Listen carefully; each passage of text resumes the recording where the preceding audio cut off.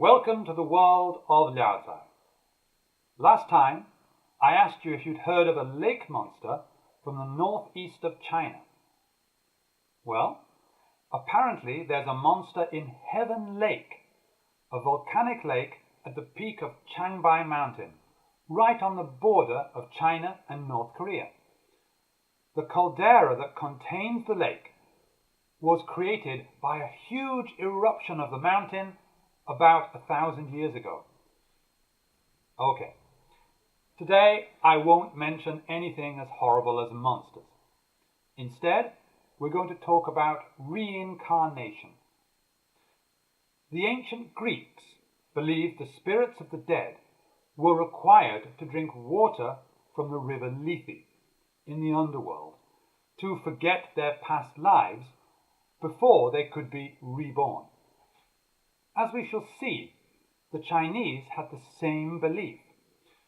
People of Pu Songling's time also believed in a Buddhist deity named Yama, who presided over the underworld, judging the souls of the dead and deciding how they should be reincarnated. The account I'm going to read for you now is called San Sheng, which means 3 lives.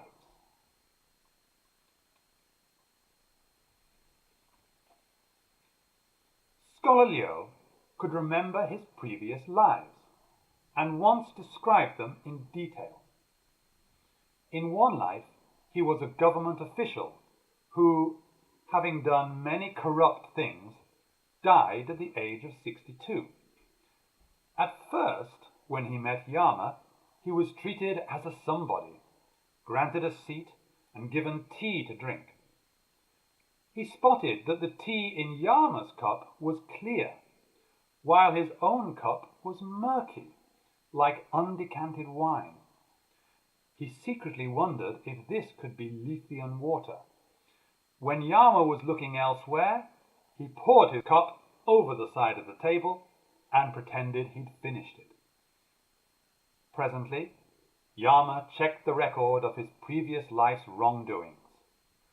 Furious, he ordered a gang of ghosts to seize Scholar Liu and sentenced him to become a horse. At once, some stern-faced ghosts tied him up and led him away. He was taken to a house with a threshold too high for him to cross. As he hesitated, the ghosts lashed him hard, and he stumbled over in his pain. Looking around, he found himself already in a stable. He heard a person say, "The black horse has had a foal. It's a male." His mind was completely clear, but he couldn't speak. Feeling famished, he had no choice but to suckle from the mare. After 4 or 5 years, his body had grown tall and strong, but he was scared stiff of being flogged. On seeing a whip, he would flee in terror. When his master rode him, he had to be covered with a saddlecloth and have the bit kept loose. Then the suffering was not too much.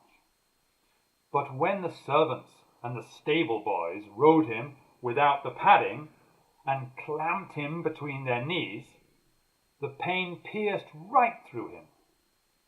Therefore, in his indignation, he didn't eat for 3 days and consequently died.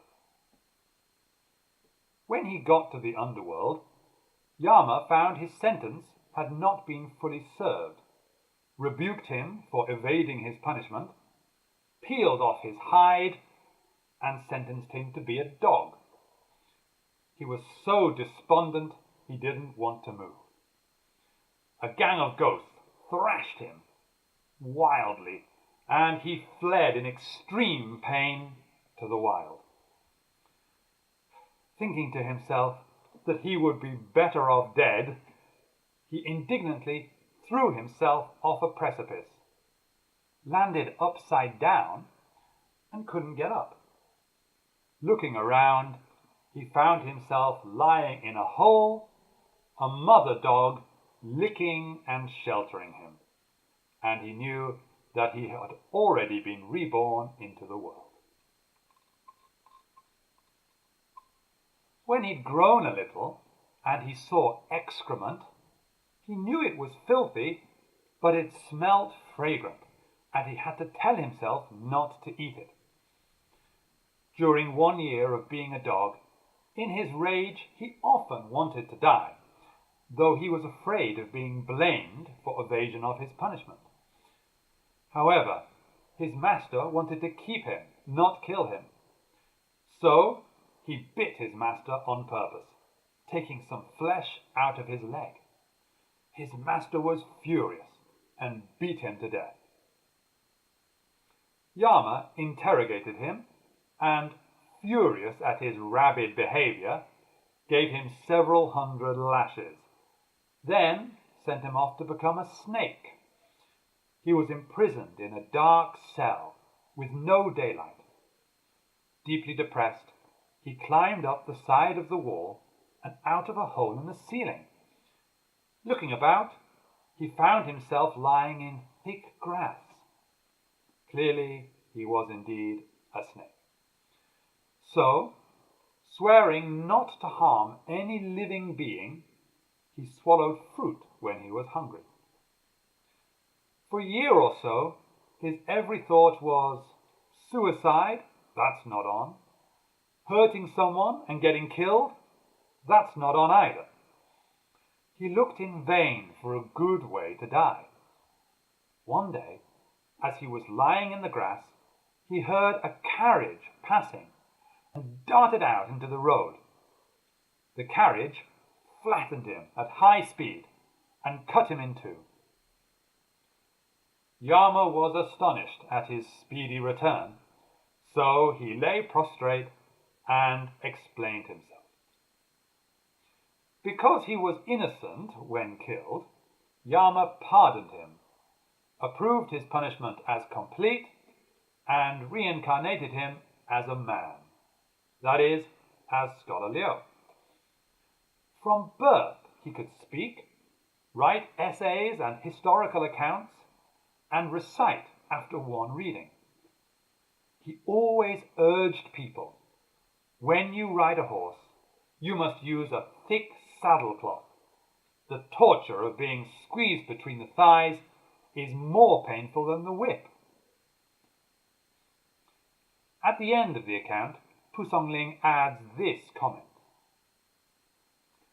Among the ranks of beasts, lord and leaders can be found.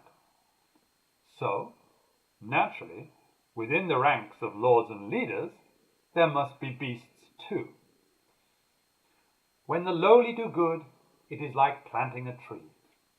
When the noble do good, it is like nurturing the roots. What is planted can grow, and what is nurtured can flourish. Otherwise, we will pull the salt wagon and wear a bridle and yoke as horses. Or we will feed on excrement and be cooked and confined as dogs. Or we will be covered in scales and die at the claws of cranes and storks as snakes.